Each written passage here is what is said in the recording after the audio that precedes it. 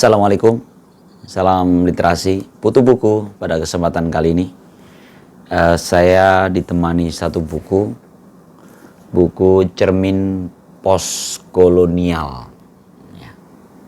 Ini subjudulnya Membaca Kembali Sastra Hindia Belanda. Ini sebuah buku bunga rampai sebenarnya, ya, tulisan banyak penulis yang dikumpulkan. Sang penyuntingnya ada tiga, ya. Pertama Rick Honings, terus Con van Tveer, dan Jacqueline Bell. Saya sempat googling ketiga nama ini, dan ini ketiganya penulis di negeri Belanda, ya. Dua laki-laki dan seorang perempuan peneliti, dan mereka memang mengkhususkan membahas tentang sastra Hindia Belanda di zaman itu. Nah, buku ini menarik sekali karena terus terang ini seperti buku-buku bunga rampai lain yang, apalagi ini kan ngomongin sastra Hindia Belanda, ya. Jadi buku ini seperti jendela yang mengajak kita bertemu dengan judul-judul buku yang lain. Jadi banyak sekali karya diulas di buku ini yang membuat kita penasaran mencari buku-buku itu, gitu ya. Banyak sekali judul yang saya catat, saya bikin resume sederhana dalam satu halaman ini. Tapi saya hanya baru nemu yang di bab pertama, yaitu bukunya Multatuli, ya, Max Havelaar. Di sini dibahas di bab pertama, ya, atau bukan bab, ya, judul yang pertama, gitu.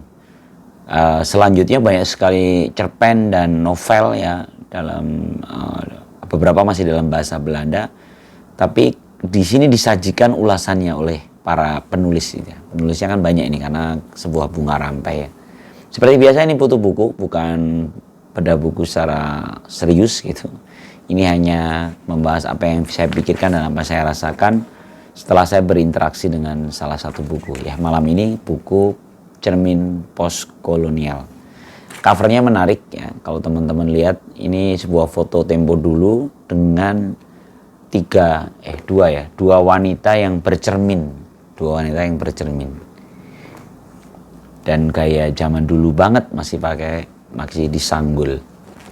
Saya pikir itu sebuah cover yang memberikan gambaran tentang cermin, ya, cermin tapi postkolonial. Ini terbitan Yayasan Pustaka Obor, baru, ya, tahun ini 2024 diterjemahkan tahun ini. Oke, seperti biasa kita akan coba bongkar secara sederhana, karena terus terang saya juga belum membaca secara tuntas buku ini, ya, karena cukup tebal dan banyak judul-judul yang saya belum pernah ketemu.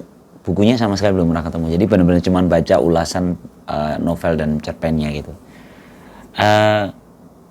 Daftar isi, kita akan lihat daftar isinya, ya. Jadi pertama ada kata pengantar. Kata pengantar ini oleh penerjemah. Jadi penulis kita, ya, Romidia Alfa Aimah, ya. Di situ pengantar ini menyajikan, ada satu kalimat yang menurut saya menggoda, gitu, untuk saya nukil, ya. Katanya Belanda itu seperti mantan yang toksik. Seperti mantan yang toksik. Jadi menjajah kita, tapi ternyata sisa-sisa peradabannya itu mau nggak mau masih tersisa di diri kita, gitu. Nggak bisa dipungkiri, gitu, ya. Ini oleh kata pengantarnya, ya. Kemudian pendahuluannya ditulis oleh tiga penyunting yang saya sampaikan di awal tadi, yaitu Rick Honing, bacanya gimana, ya? Coen van Tveer, ya. Coen van Tveer atau Kun van Tveer, Jacqueline Bell. Dia menyampaikan pendahuluannya, dan pendahuluannya sebenarnya cukup seru. Saya malah agak lama di pendahuluan, karena menurut saya pendahuluan ini ya biasa, ya, buku-buku bunga rampai itu kadang serunya pada pendahuluan karena mereka menyunting, kan, mereka yang mengikat, ya, si pengikat tulisan-tulisan itu kan menulis pendahuluannya, gitu.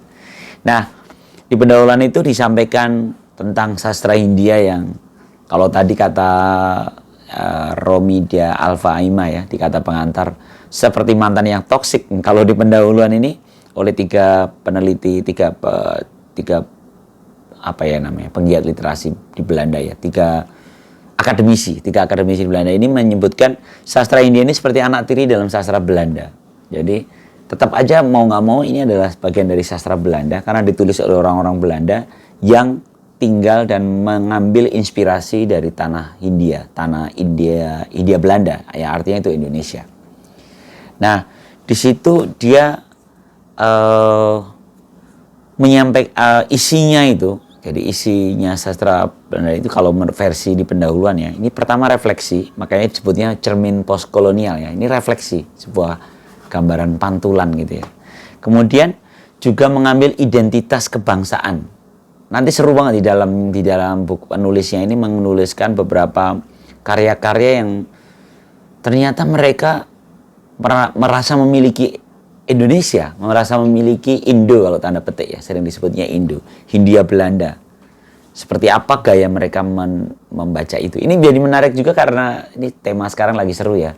Karena pemain PSSI banyak dari naturalisasi dan naturalisasi banyak kan dari Belanda. Ini kita jadi ngerasa, oh ini kebetulan aja sih nyambung. Saya sambung-sambungin aja ya. Karena kebetulan di sini cerita beberapa penyair, penulis Belanda yang ternyata terhubung betul secara kultural gitu dengan kita, sehingga ada identitas dan kebangsaan. Dan yang ketiga, ini ada pesan kritik terhadap kolonialisme. Jadi yang nulis adalah orang-orang Belanda, tapi justru memberikan kritik terhadap kolonialisme. Ya ini mungkin khas sastra ya, khas karya seni ya. Dia merdeka dan dia justru bisa mengkritisi gairah kekuasaan yang ada dalam diri kita. Nah, itu di pendahuluan. Saya sebenarnya waktu di pendahuluan itu kan sempat dinukil bukunya, kalau dirunut sebelum Multatuli itu kan ada Raden Ajeng Kartini. Saya pikir tadi wah ini Raden Ajeng Kartini juga dibahas nih, dan apa itu surat-suratnya Raden Ajeng Kartini yang dibukukan menjadi Habis Gelap Terbitlah Terang ya, dan apa bahasa Belandanya itu ya. Ternyata tidak dibahas di buku ini, dia hanya di depan ya, di kata pengantaran pendahuluan sempat disinggung karena bagaimanapun juga itu sebuah karya, ya, karya terhubung dengan Kartini ini menjadi diangkat di sini kan karena dia bersahabat dengan orang Belanda kan, sahabat pena gitu ya. Tapi di sini ternyata nggak di ini ya, karena lebih ke Multatulinya. Oke, sekarang kita jadi gini, susunannya itu ada 3 bab, 3 bagian, 1, 2, 3. 1 itu tentang Hindia Lama, dalam arti ini abad 19, itu ada 3 judul. Ya. 3 judul ini mengulas 3 penulis gitu ya. Nanti kasih bocoran dulu lah. Kemudian di bab kedua, bagian keduanya dari Hindia ke Indonesia, ini paruh pertama abad 20. Ini juga ada 3 judul. Ya, sama, berarti ini ada 3 penulis. Ada 1 yang sepasang ya, atau tapi 3 judul lah gitu ya. Kemudian yang ketiga, bagian ketiga adalah retrospeksi dan penulisan balik. Ini 1945 hingga kini. Ini ada 7 sampai dengan 13. 1, 2, 3, 4, 5, 6, 7. Ada 7 judul. Ada 7 judul yang artinya 7 karya gitu ya. 7 penulis yang diulas oleh para penulis di buku ini ya. Oke, jadi ada berapa tuh? Ada 13 judul. Total di buku ini ada 13 judul. Oke, kita ke bagian pertama. Hindia abad 19. Tadi saya sampaikan ada bukunya Multatuli. Ini memang cukup fenomenal ya, Max Havelaar nih. Multatuli itu Doosdekker. Multatuli menjadi pilar penting dalam sastra Hindia Belanda. Karena Multatuli ini seorang Belanda yang bahkan kalau kata Pramudia Anantatur tuh seorang penyair yang membunuh kolonialisme, gitu, membunuh kolonialisme. Dia mengkritisi cara kerja penjajah Belanda. Ya tentu bukan penjajah sudut pandang dia ya, cara kerja Belanda di Hindia Belanda gitu ya. Dengan mengungkapkan beberapa korupsi yang dilakukan di daerah Rangkas ya. Jadi dia cerita korupsi yang terjadi di sana, dan ini konon bukunya Max Havelaar ini menjadi pemantik politik etis. Jadi perubahan yang signifikan dalam politik pemerintahan Belanda di Hindia Belanda, dari yang sangat represif menekan kita, tiba-tiba menjadi politik etis, memberi ruang pendidikan, memberikan ruang timbal balik. Jadi menjajah itu tidak sekedar mengambil sumber daya, namun juga memberikan ruang untuk tumbuh negara jajahannya. Ini menjadi pintu politik etis ya, dibukanya pintu politik. Saya sampai ini agak lama di bab 1 ini, judul 1, karena dia ngomongin Max Havelaar, saya buka kembali buku Max Havelaar. Novel Max Havelaar yang sudah lama saya pernah baca, dan juga ada filmnya ya. Saya jadi kembali baca, menurut saya menarik ya itu ya. Menarik untuk mengingat kembali. Makanya kemarin di judul pertama ini jadi agak lama, karena saya menikmati novel Max Havelaar.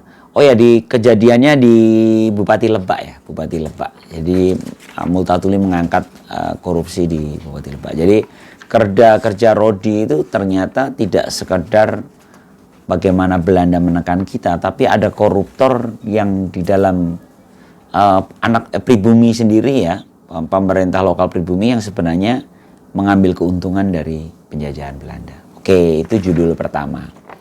Nah yang kedua ini penulis yang saya baru, jadi terus terang ini hal baru buat saya, itu namanya P.A. Daum. Ya. P.A. Daum ini diberikan judul di sini oleh penulisnya Rick Honings ya, Di Hadapan Inlander Ia Murni Kolonial. Dalam judul ini di sini ditulis beberapa karya Daum, ya, karya Daum. Kayaknya nggak usah saya bahas satu-satu ya.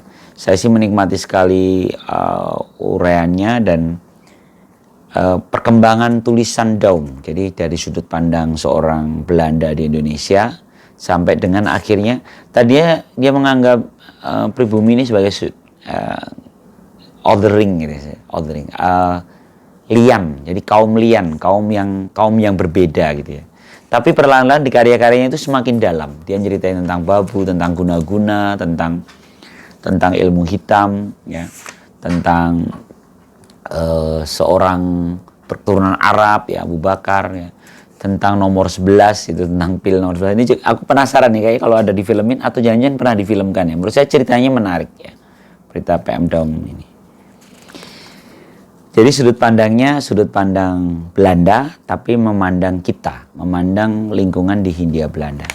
Oke ya, itu Daum. Kemudian ada lagi tentang ketakutan mendalam dan kenikmatan terselubung, ini Lewis Kroperus. Ini juga menarik ya. Dia masih di zamannya setelah Daum ya, setelah Daum. Jadi bagaimana kalau jadi ada novelnya, judulnya The Stille Krach ya. Cara yang digunakan untuk mengekspresikan eksistisme dilabeli sebagai hiperdekadensi atau queer. Jadi Hindia direpresentasikan sebagai lokasi yang memanjakan diri bersenang-senang. Jadi orang-orang Belanda itu datang ke kita untuk itu, dan dia memandang Hindia Belanda, Hindia itu kita ya, orang-orang Indo itu dengan sudut pandang yang merendahkan ya. Jadi hebatnya sastra ya, jadi akhirnya mengangkat itu walaupun sudut pandangnya sudut pandang Belanda. Ini pada bab 1. Lalu bab 2 adalah tentang dari Hindia ke Indonesia, ini paruh abad ke-20. Ini ada tiga karya ya. Di sini judul nomor 4, judul nomor 5, judul nomor 6. Ada buku anak-anak, judulnya itu Anak-anak Koloni yang Polos. Ini bahasa Belanda ya. Oud en Zijn in Nederlands als Indie. Ini penulisnya Hendrikus Sepestra. Ini sudut pandang anak-anak Jadi buku ini sebenarnya buku anak-anak, tapi diungkapkan sini dan sangat sastrawi ya. Kemudian ada juga Victor Ildu. Jadi dijebak Belanda totok, disingkirkan orang Tionghoa. Ini satu karyanya yang menarik itu Glodok judulnya. Jadi Glodok di zaman dulu itu ternyata sudah tempat pecinan gitu. Bagaimana suasana settingan ceritanya itu settingan cerita di Glodok. Bagaimana orang-orang Cina di Glodok. Menurut saya ini seru ya. Saya kayak harusnya pengen nyari buku-bukunya ini. Buku ini apakah ada terjemahannya versi Indonesia ya. Kemudian dari dua suara dari Indonesia ini, Suarse Joyo Puspito dan Arti Purbani. Ini tahunnya sudah mulai tahun abad ke-20, 1937 menjelang kemerdekaan ya. Bahkan di sini udah mulai berinteraksi dengan beberapa pendiri negara kita karena menjelang kemerdekaan. Oke, itu bab 2. Bab 3, retrospeksi dan penulisan balik. Ini 1945 hingga kini. Ada Rob Neuwenhuis ya. Ini termasuk yang diulas cukup panjang di buku ini ya. Rob Neuwenhuis ini seorang, sebentar aku dulu nemu yang bagus ya. Jadi dia ini saya bacakan satu tulisan dia ya. Jadi si Rob Neuwenhuis. Sebenarnya saya adalah tipikal orang yang hidup di antara dua tanah air. Ya. Ini sudah saya sampaikan di banyak orang, yaitu orang yang berada di tengah-tengah yang sebenarnya tidak memiliki tanah air. Tapi ungkapan itu terlalu lugas, seperti ada sesuatu yang tragis di dalamnya, yang sebenarnya tidak. Karena saya bisa menulis dari keterpecahan ini. Sekali lagi kata ini terlalu lugas. Hanya saja terkadang saya merasa seolah-olah kepala saya memiliki dua wajah. Yang satu di Holland, sedang melihat-lihat dan memiliki ketertarikan serta kepentingan di sini. Dan yang satunya, yang lainnya masih saja memandang ke sebuah negeri yang menghilang di balik cakrawala. Ini 1978. Mengingat dan melawan lupa. Ini memang Huis ini sangat ini ya. Jadi dekat secara rasa dengan negeri kita, walaupun dia berdarah Belanda. Ada beberapa karyanya di sini disampaikan. Ya, jadi tumbuh ya. Ini perkembangan, bahkan pandangannya terhadap orientalis masa lalu itu seru ya. Ini kalau di buku ini malah membandingkan dengan Edward Said ya. Edward Said yang menulis tentang orientalis itu. Oke, kemudian ada lagi yang ke-8, ada lagi yang terbakar judulnya. Maria Dermoot. Ini juga kelahiran 1888. Tapi dia hidup sampai dengan 1960-an ya, 64. Jadi udah setelah merdeka ya. Kisah-kisahnya juga seru ya. Di sini sudut pandang keluarga Belanda. Kemudian Julie Robinson ya, ini tentang identitas tersendiri ya. Dia membahas tentang Indo. Indo itu berarti sejarah antara Belanda dan Indonesia. Identitasnya seperti apa? Julie Robinson. Kemudian Jeroen Bouwers. Jeroen Bouwers juga sama ya, dia udah mulai modern ya. Di sini beberapa karyanya juga disampaikan. Kemudian saya sekilas-sekilas saja ya. Nah, ini ada bukan ideologi melainkan korpologi. Ini Adrian van Dis. Ini saya termasuk yang terusik dengan judulnya. Korpologi, apa itu? Jadi dia nanti ada satu subjudulnya itu dari ideologi ke korpologi. Saya sampai googling korpologi apa, nggak nemu, adanya korologi ya. Korpologi ini apa? Tapi di sini disampaikan di ini korpologi itu sebentar ya. Korpologi adalah sesuatu yang tersembunyi. Korpologi merupakan studi yang kini tersebar di banyak bidang kajian, namun secara spesifik berkonsentrasi pada apa yang tersembunyi di dalam tubuh, dalam perilaku, dalam sudut pandang, dalam istilah-istilah terkait persistensi, dan dalam istilah yang terkait kemungkinan perubahan. Jadi tidak lagi ideologi, tapi sampai ke korpologi. Ini Adrian van Dis. Kemudian ada Alfred Burney. Ini diam di tempat dan mengalirlah terus ya. Ini cerita tentang siapa Burney ya.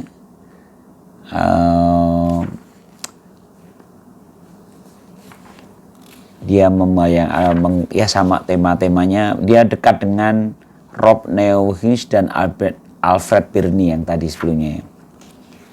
Kemudian Alfred Burney udah. Saya terakhirnya kali ya. Nah, Alfred Burney. Ya, yang terakhir ini saya belum pernah baca bukunya, tapi saya pernah, saya beruntung sekali waktu acara di Bekasi Books Club. Bukunya Dido Machielsen. Ini pernah dibahas. Salah satu bukunya ya. Dido Machielsen ini termasuk yang paling muda di antara penulis-penulis yang dibahas di buku ini ya. Dido Machielsen ini bukunya aja 2019 itu terjemahannya. 2019, Licher dan Ik ya. Dalam bahasa Indonesia itu diterjemahkan dengan Lebih Putih Dariku. Ini sudah dibahas di teman-teman Bekasi Books Club. Jadi saya tahu banyak ceritanya dari Kak Irene ya, Kak Irene yang membahas ya. Jadi Suara Lantang Nyai Jawa. Jadi cerita tentang nyai. Nyai itu kalau teman-teman mungkin yang sering membaca secara Belanda, nyai itu adalah seorang pribumi yang menjadi tanda petik selir Belanda. Jadi dia seperti tidak dinikahi secara resmi, tapi dia menjadi selirnya Belanda. Jadi menjadi pemuas nafsunya Belanda, tapi dia seperti ya selir istri gitu ya. Kalau teman-teman baca Bumi Manusianya Pramoedya Anantatur atau nonton filmnya ya, kan ada Nyai Ontosoroh. Nah, Nyai Ontosoroh itu kan seorang nyai. Jadi dia dimiliki oleh seorang serdadu Belanda. Nah, karya Dido Machielsen ini cerita tentang nyai. Dan ternyata, ini saya baru baca, wah dalam banget. Ternyata ini adalah memang dia menuliskan tentang sejarahnya. Nenek canggahnya si penulis itu. Jadi dia memang dari darah seorang nyai Belanda. Di sini dituliskan perjalanan seorang nyai yang ternyata dia dari ya cukup tragis di cerita ini ya. Dari keluarga lingkar keraton, yang lingkar keraton sendiri kan terjadi banyak sel-sel gitu ya. Yang paling dekat itu ya keluarga raja dan permaisurinya, kemudian ada selirnya, terus ada istri yang tidak sahnya gitu kan. Selalu lingkar-lingkaran gitu. Nah, si tokoh cerita ini namanya Piranti ya, yang kelak nanti namanya Isah. Ini adalah di keraton itu di lingkar terluar. Jadi dia di dalam keraton tapi kasta terendah.